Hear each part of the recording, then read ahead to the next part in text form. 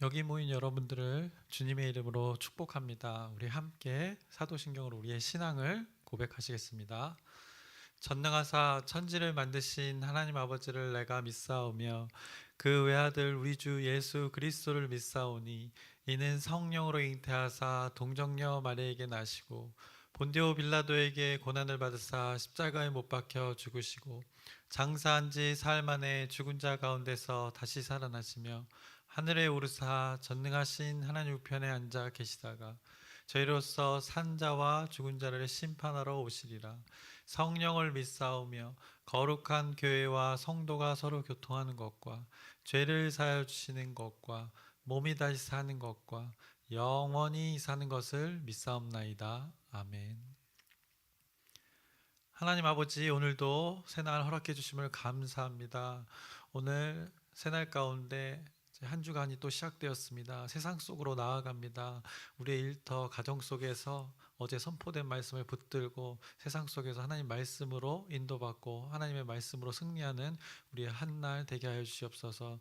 더욱이 하나님께서 우리의 삶 가운데 곳곳에 베풀어 두신 은혜가 있습니다. 그 은혜를 찾아 누리게 하여 주시옵소서. 그래서 그 하나님의 은혜를 경험하고 그 은혜를 하나님 알지 못하는 자들과 나누어 하나님의 인도하심을 보호하심을 경험하는 우리 한날 되게 하여 주시옵소서.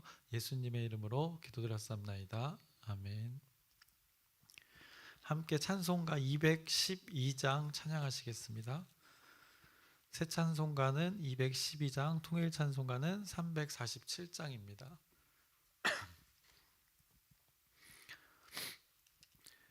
겸손히 주를 섬길 때 괴로운 일이 많으나 구주여 내게 힘 주사 잘 감당하게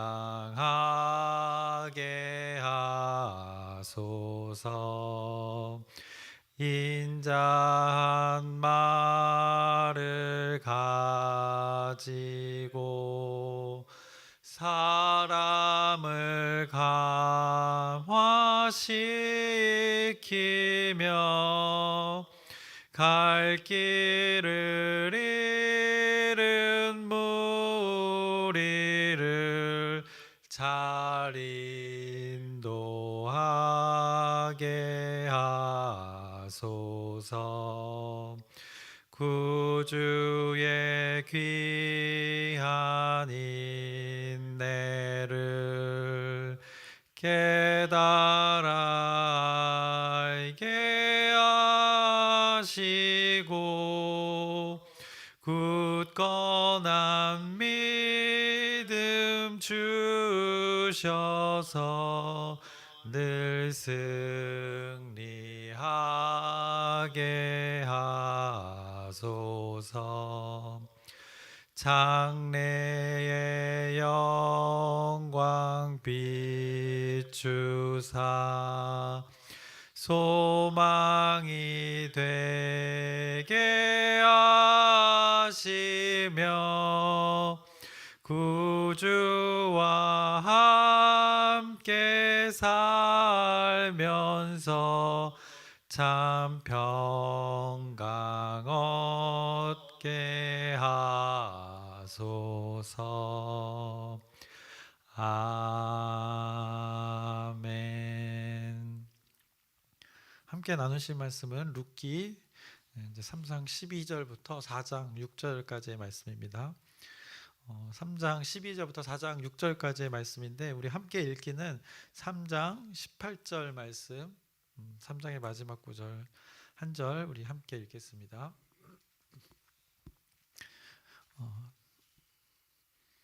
다 찾으셨으면 함께 읽겠습니다. 이에 시어머니가 이르되 내 딸아 이 사건이 어떻게 될지 알기까지 앉아 있으라. 그 사람이 오늘 이 일을 성취하기 전에는 쉬지 아니하리라 하니라. 아멘. 그래서 그래서 오늘은 3장 이제 지난번에 11절까지 말씀을 나눴고 오늘은 이어서 12절부터 이제 4장 6절 초반까지 말씀을 나누겠습니다. 그래서 지난 시간에는 이제 타작 마당에서의 그 일들을 우리가 나누었습니다. 나오미가 며느리인 룻에게 딸이라 부르면서 이제 룻의 그 안식처와 앞으로의 삶을 이제 위해서 계획을 세운 일이 하나 있었습니다. 나오미 자신에게 가까운 그 보아스를 통해서 룻의 그 비극적인 삶이 이제는 기쁨의 삶으로 변화받기를 원했던 것입니다. 그래서 타작마당에서의 일을 나오미가 계획하였고 룻이 그 일에 동참하게 되었고 타작마당에서 그 추수의 열매를 거둬들이는 그 가운데 열심히 일한 후에 그 먹고 마시고 그곳에서 보아스가 잠들었을 때 룻이 그의 곁에 누워 서로의 그 사랑을 확인하는 시간을 우리가 목격했습니다.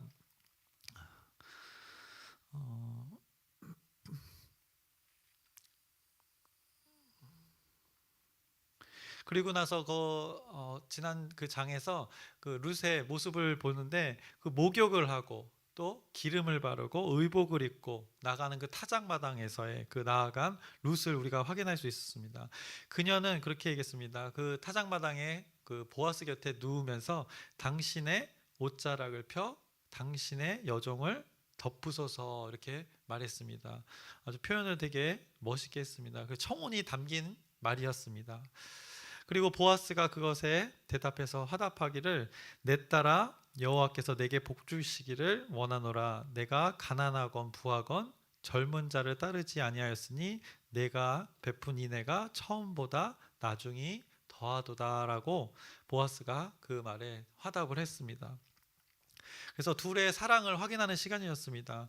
성경은 이렇게 겉으로는 어떻게 보면 보아스와 룻의 사랑 이야기를 말하고 있지만 그 둘 사랑의 이야기 가운데 하나님께서는 우리와 그 하나님의 관계, 그 알맹이는 그것이라고 말하고 있다고 우리가 나누었습니다.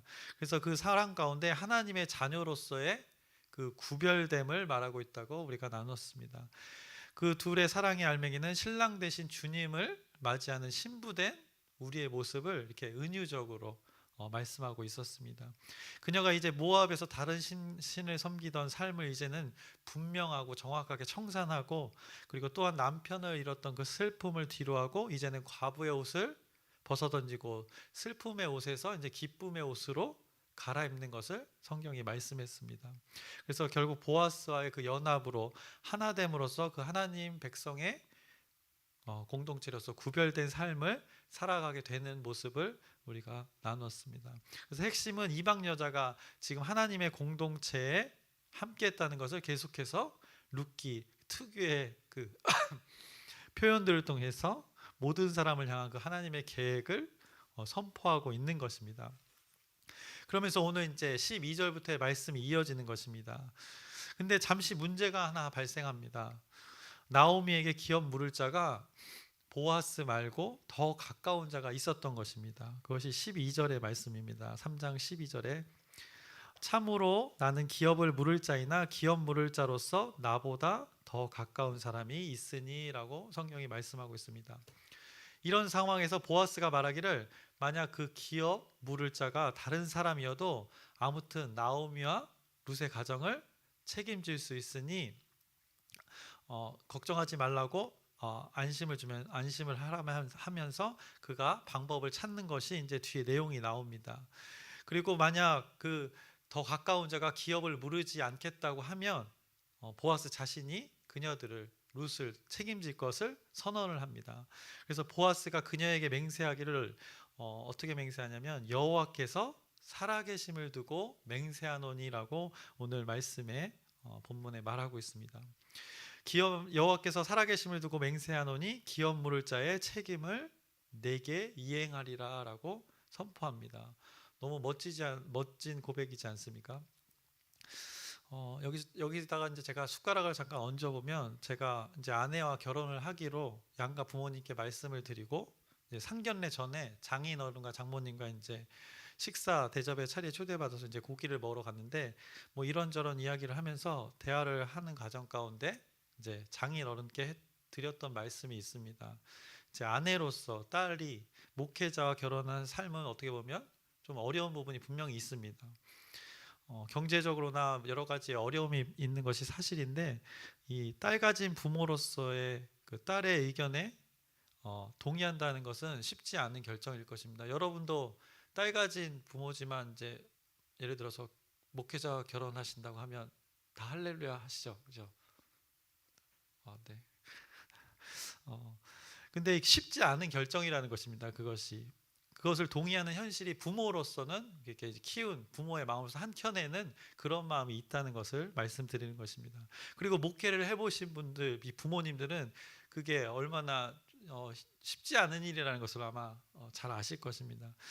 어쨌든 그런 마음을 제가 그 장인어른의 마음을 아는지 모르는지 저는 장인어른께 이렇게 말씀드렸습니다. 아버님, 제가 앞으로 풍족하게는 살지 못하겠지만 아내와 삶으로 보여드리겠습니다라고 이렇게 말씀드린 적이 있는데 이 말씀을 지금 드리는 것은 어떻게 보면 굉장히 부끄럽습니다. 왜냐하면 이렇게 제가 또 아내와 다툴 때마다 이 장면을 또 생각하고 또 청혼회 때를 프로포즈 때를 생각하는데 항상 다투게 되면 내가 뱉었던 말을 생각하게 됩니다. 그러면서 또 이렇게 여러분 앞에서 내뱉음으로 목회자로서의 삶을 어떻게 살아야 될까 다시 한번 생각해 보게 됩니다. 근데 아무튼 지금 보아스가 아주 멋진 고백을 했습니다. 여호와 하나님 앞에 맹세를 하는 모습인데 그 위에 저의 고백을 이제 잠깐 이렇게 여러분에게 도움이 이해가 되기 위해서 얹혀본 것입니다. 아무튼 보아스는 여호와 앞에서 맹세함으로 자신의 굳은 의지를 룻에게 전달합니다. 그리고 그녀의 겉옷을 펴게 해서 보리를 6번 퍼서 룻에게 메어주고 시어머니에게 갖다 주라고 말하고 잠시 헤어지게 됩니다. 그것이 오늘 15절의 말씀입니다. 보아스가 이르되 내 겉옷을 가져다가 그것을 펴서 잡으라 하매 그것을 펴서 잡으니 보리를 6번 되어 룻에게 지어주고 성읍으로 들어가니라 라고 합니다. 보아스는 항상 이 룻과의 만남 통해서 그냥 보내는 적이 한 번도 없습니다. 무엇인가를 꼭 이렇게 챙겨줍니다. 그 베품, 은혜가 흘러가게끔 하는 그 존재를 지금 성경이 기가 막히게 표현하는 것입니다. 그리고 또 성경의 표현이 참 재밌는 것이 여러분도 잘 아시지만 성경에서 그 숫자의 의미들이 있습니다. 숫자가 주는 의미들이 있는데 그래서 뭐 게마트리아라고 해서 유대인들이 어떤 그 숫자를 표현해서 어떤 약간의 의미를 부여합니다. 그래서 오늘도 이 6번 되어 준다는 표현이 있습니다. 근데 여러분들이 알기는 완전수는 몇입니까? 이건 7입니다. 7, 7인데 그러면 6은 그 완전한 그 7보다 하나 부족한 수입니다. 그래서 무엇인가 부족함을 나타내는 의미에 사용할 때 이 6번이라는 것, 6을 성경에서는 종종 사용합니다. 그래서 세상 창조의 때 인간이 6일째 창조되었습니다. 그리고 끝마치기를 7일째 이제 마침으로 완성의 모든 단계가 하나님 창조가 완성되었다고 말씀하고 있는데 그래서 이 6은 6은 불완전한 상태를 표현하는 숫자로 사용되어지기도 합니다. 그래서 참고로 알아두실 것은 이제 구약 성경에서 이 6이라는 숫자가 나타나는 경우가 있는데 신명기 15장 12절의 말씀을 보시면 만일 6해 동안 너를 섬겼거든 7째에 너는 그를 놓아 자유롭게 할 것이요. 뭔가 포로됐다가 자유롭게 되는 것, 이것을 표현할 때도 이렇게 의미를 두고 실제로도 그랬지만 이런 의미가 담겨져 있다는 것입니다. 그리고 사무엘상 17장 4절에도 이 골리앗, 우리가 보통 알죠, 육척 장신이라고 표현하죠. 실제 키도 그랬겠지만 성경은 또 그렇게 기가 막히게 표현합니다. 블레셋 사람들의 진영에서 싸움을 도두는 자가 왔는데 그의 이름은 골리앗이요 가드 사람이라 그의 키는 6규빗 한 뼘이요라고 이렇게 표현하고 있습니다. 뭐 이것이 우연의 일치일지도 모르지만 성경은 이것을 이게 불완전한 상태, 인간의 어떤 그 상태를 이렇게 표현하고 있습니다. 그리고 다니엘 3장 1절에도 말씀하고 있습니다. 느부갓네살 왕이 금으로 신상을 만들었으나 높이는 60규빗이요 너비는 6규빗이라 그것을 바벨론 지방에 두라 평지에 세웠더라라고 말씀합니다. 그래서 어쨌든 이와 같이 6은 그 완성을 목적으로 하고 있으나 약간은 부족한 그 인간의 불완전성을 말할 때 어떤 상황이 아직 완전하지 않을 때 이 표현을 한다는 것을 여러분들이 인지하시면 성경을 이해할 때 좀 도움이 되실 것입니다. 그래서 오늘 15절의 표현을 보시면 6번 되어 보리를 주는 것, 이것은 아직 그들에게 해야 할 일들이 남아 있음을 성경이 은유적으로 말씀하고 있는 것입니다. 아직은 그 완전한 그 연합이 이루어지지 않았다는 것을 말해주고 있는 것입니다. 성경이 이렇게 기가 막히게 이런 표현들까지도 잘 말씀해주고 있다는 것입니다.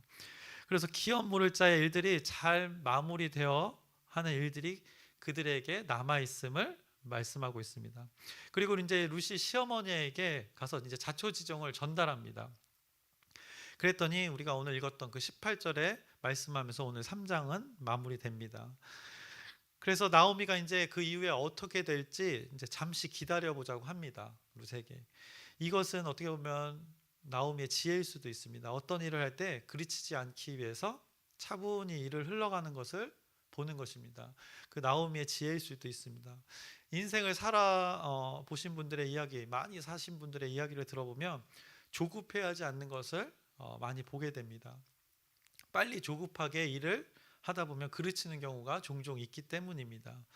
더욱이 나오미가 지혜로운 것은 지금 이 일을 주도해 나가는 자가 누구인지를 나오미가 분명하게 깨달은 것입니다. 이 일들을 지금 거의 주도해 나가는 이는 바로 보아스입니다. 보아스가 아주 곳곳에 그들 삶 가운데 나타나고 그들 삶 가운데 그 하나님의 은혜를 그 보아스 자신을 통해서 그녀들에게 흘려 보내주는 것을 목격하고 있기 때문입니다. 그래서 아주 보아스가 적극적인데 나오미와 그 룻의 가정에 기업을 물을 자가 이제 보아스보다 가까운 자가 있었던 것입니다. 그래서 만약 나오미나 룻이 이 상황에서 나설 경우는 어떻게 보면 좋지 않은 모습으로 비춰질 수도 있는 상황입니다. 어려운 그녀들의 삶은 어려웠는데 그 어려운 자들이 꾀를 내어서 그 유력한 자라고 하는 그 보아스 밭도 있고 그 평판이 좋은 그 자를 어떻게 보면 꼬셔서 개인의 이익을 취하려고 한다고 그 사람들이 오해할 수도 있는 상황입니다. 주변에서 이 일들을 시기할 수도 있습니다. 그러나 그 기업 물을 자가 보아스가 책임져야 할 사람이 그가 자신이라는 것을 더 알고 있고 그 스스로가 더 적극적으로 나서는 것을 우리가 보게 됩니다. 어떻게 보면 보아스가 이렇게 스스로 나서는 일은 손해일 수 있습니다. 보아스 자신에게는 굳이 그 일을 감당하지 않아도 됩니다. 그럼에도 보아스는 하나님의 말씀이기에 그 사사가 치리하던 시기 말씀이 없고 하나님의 말씀이 희미해져가는 그 시기에 자신에게 주어진 그 분명하고 정확한 그 하나님의 말씀을 신실하게 기억하면서 실천하는 그 보아스의 삶을 보게 되는 것입니다. 그렇게 나오미가 판단하기도 자신이 룻이 나서서 더 이상 할 것이 없다는 것을 알았던 것입니다. 그래서 보아스가 이렇게 적극적일 경우는 정황상 아무 말 없이 잘 이루어질 수 있다는 상황이라는 것을 나오미가 인지한 것입니다. 그래서 4장 앞부분에 계속해서 이어지지만 아무튼 보아스보다 더 가까운 친족이 그들 가운데 존재했습니다. 그러나 이제 성경에서는 그 아주 가까운 사람임에도 그의 이름은 언급되지 않습니다. 왜냐하면 결국에 그 하나님의 율법을 감당하지 않았기 때문에 그가 이렇게 기억되지 않는 것입니다. 그래서 아무튼 결과적으로 그 가까운 기업 물을 자가 그 자신의 권리를 포기하고 이제 보아스에게 그 권리를 이제 이양합니다. 그 사람은 자신에게 손해라고 생각했는지 기업 물을 자의 권한을 다음 권한을 가진 그 보아스에게 전달하는 것입니다. 그래서 자연스럽게 보아스는 그녀들의 그 고엘의 의무를 감당하게 되었습니다. 아주 선한 방법으로 문제없이 그 많은 사람들 앞에서 그 권리를 이양받고 인정을 받게 되는 것입니다. 그리고 자연스럽게 한 가정을 이루게 되는 모습을 이제 성경이 말씀하고 있습니다. 기름 물을 자에 대한 그 권한을 성읍에 올라가서 모든 사람 앞에서 검증받았습니다. 많은 사람들 앞에서 자신의 권리를 확인받았습니다. 만약 이 상황에서 나오미나 룻이 나서서 이런 일을 확인받고 한다면 분명히 어떻게 보면 어떤 이들에게는 시기를 있어서 반감을 샀을 수도 있습니다. 그녀들이 자신들의 개인적인 이익을 위해서 젊은 여자가 이 룻은 대략적으로 한 25에서 중반 정도 된다고 예측을 합니다. 근데 보아스는 65세 정도 되는 나이입니다. 나이 차이가 굉장히 많습니다. 그런데 어쨌든 이 젊은 여자가 이렇게 남자를 유혹한다고 생각할 수 있고, 나오미라는 여자가 그 자신의 며느리를 이용해서 어떻게 보면 자신의 신분 세탁을 한다고 생각할 수도 있는 상황이고 시대였습니다. 왜냐하면 그들이 살아가는 시대는 사사가 치리하던 시기였다고 성경이 말씀하고 있기 때문입니다. 그러나 보아스가 스스로가 적극적으로 나서서 이 모든 일을 해결해감을 우리가 목격합니다. 룻과 나오미가 뛰어다니는 것보다 유력한 자, 그 보아스가 쉽게 이 모든 일을 은혜로 베풀어가면서 해결하는 모습을 이 룻기에서 확인하게 됩니다. 마치 이 상황은 우리가 그 하나님의 일을 감당할 때와 같습니다. 개인이나 공동체에서 그 하나님의 일이 일어나는 방식이 이래야 함을 성경이 말씀해주고 있는 것입니다. 우리의 열심으로 이루려는 우리의 모습이 일상 가운데 익숙해져 있다는 것입니다. 계획부터 일을 실행하고 마무리하는 그 과정 가운데 자신의 방법으로 해나가려는 우리의 익숙한 모습들이 있다는 것입니다. 그런 일 가운데 하나님이 일하시면 우리와 수고와 노력과는 비교할 수 없이 하나님께서 이뤄 가신다는 것입니다. 그 보아스의 모습을 통해서 우리가 확인할 수 있습니다. 하나님의 은혜가 흘러가는 자, 하나님의 신실한 말씀을 쫓는 자를 통해서 일사천리로 이루어져 가는 것을 우리가 목격하게 됩니다. 우리의 삶의 모든 일 가운데 하나님이 일하시도록 그분께 권한을 내어드리시길 소망합니다. 그 가운데 우리의 열심이 나쁘다는 것이 아닙니다. 하지만 그 일을 하는 과정 가운데 자신의 노력과 그 자신의 열심이 그 하나님의 열매를 이룬다고 생각하는 것이 문제가 되는 것입니다. 그래서 열심이 결코 나쁜 것이 아닙니다. 열정 있고 하나님의 말씀을 사모하는 자가 열심히 있는데 그 열매를 내가 이뤘다는 것은 이제 문제가 된다는 것입니다. 그 가운데 하나님의 일하심의 기회를 주지 않았다는 것입니다. 그래서 공동체에서 어떤 일을 할 때 생각해 보면 또 열심인 자들은 열심히 안 하는 자들을 나무라거나 또 자신의 방법이 옳다고 해서 공동체 일을 하다가 다툼이 생기거나 또 실족하는 일이 발생하는 경우가 있습니다. 이것이 그 하나님의 일하심이 결여된 상황이라고 할 수 있습니다. 그 과정 가운데 자신의 의를 드러내지 않는 것이 매우 중요하다는 것입니다. 그 보아스가 하는 일을 보시면 자신의 의를 드러내는 것이 하나도 없습니다. 그리고 또 그 가운데 열심히 아니고 실족하는 자들이 있습니다. 실족하는 자들도 우리가 하나님을 할 때 실족하는 자들도 문제가 있을 수 있습니다. 그러니까 이런 모든 상황 가운데 서로 배려하고 양보하지 않으면 분명 어떤 문제가 생기고 다툼이 생길 수밖에 없는 것입니다. 그런데 문제 없는 공동체가 어디 있겠습니까? 건강한 공동체는 여기서 다른 하나가 있습니다. 바로 문제 앞에 어떻게 대응하는가입니다. 문제 앞에 어떤 방법으로 풀어가는가입니다. 공동체 하나를 위해서 건전하고 올바른 방법으로 해결을 해 가려는 의지를 갖는 것은 분명히 다를 것입니다.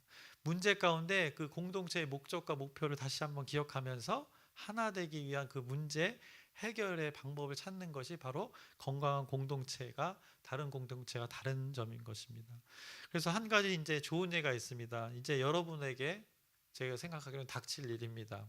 그래서 긴장하시고 그때 일을 잘 감당하시길 바랍니다. 어떤 일이냐? 바로 제 생각에 이제 김장의 계절이 왔습니다. 모르겠습니다. 여기 교회 공동체를 위해서 이제 맛있는 우리가 김치를 담급니다. 성도들을 위해서 이제 좋은 목적으로 김장을 우리가 함께 모여서 좋은 봉사의 일을 합니다. 그런데 김장을 담글 때 그 구성원의 김장을 그 구성원들이 모여서 하는데 그 김장을 담그는 과정이 어떠한가 잘 살펴보아야 할 것입니다.